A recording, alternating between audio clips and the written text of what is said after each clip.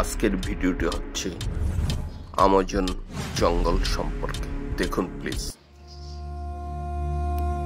Dear viewers, Amazon জঙ্গল বা Amazonian নামেও পরিচিত দক্ষিণ আমেরিকার আমাজন নদীর বিধৌত অঞ্চলে অবস্থিত বিশাল বনভূমি। এটি প্রায় পুরো আমাজন নদীর অববাহিকাকে আচ্ছাদিত করে।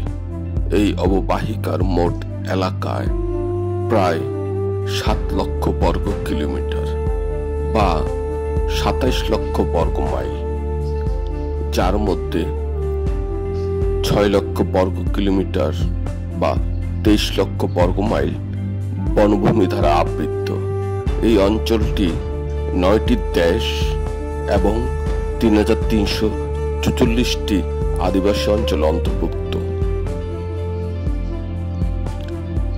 অবস্থান: Bolivia, Brazil, Colombia, Ecuador, French Guiana, Peru, Suriname এবং ভেনেজুয়েলা।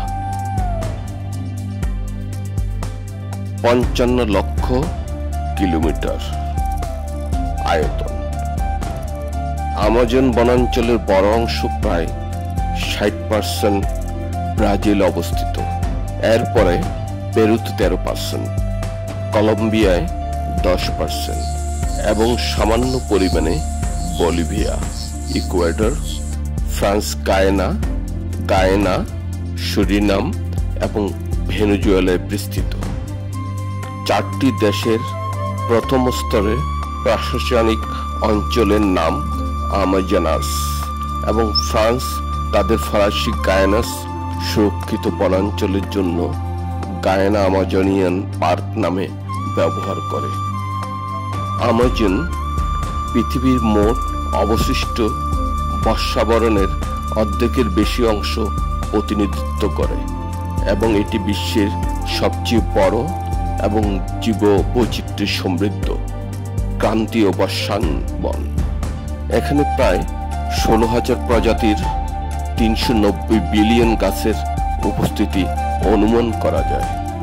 আমাজন অঞ্চলে 350টি ভিন্ন জাতিগোষ্ঠীর 3 কোটিরও বেশি মানুষ বসবাস করে।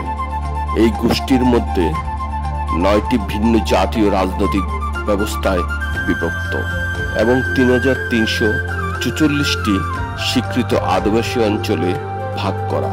মোট জনসংখ্যার 9% আদিবাসী জনগোষ্ঠী এবং তাদের মধ্যে 60টি গোষ্ঠী বেশিরভাগ ক্ষেত্রেই বাইরের পৃথিবী থেকে বিচ্ছিন্ন অবস্থায় রয়েছে। বন উজাড়ের ফলে আমাজন অঞ্চলে বড়সড়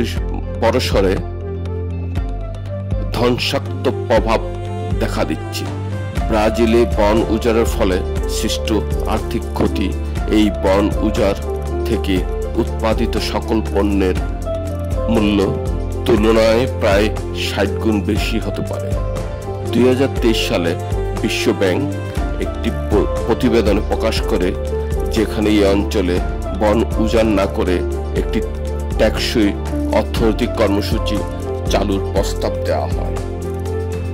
জীব বৈচিত্র্য, উদ্ভিদ ও প্রাণী জগৎ। আমাজন জঙ্গলে বিরল প্রজাতির প্রাণী মানুষ যারা রয়েছে, যা অন্য কোথাও দেখা যায় না। আমাজনে 85 লক্ষ প্রজাতির পোকামাকড়, 428 প্রজাতির উভয়চর, 378 প্রজাতির সরীসৃপ এবং 429 প্রজাতির স্তন্যপায়ী প্রাণী রয়েছে। সম্পূর্ণ ভিডিওটি দেখার জন্য অসংখ্য ধন্যবাদ। প্লিজ ফলো করবেন।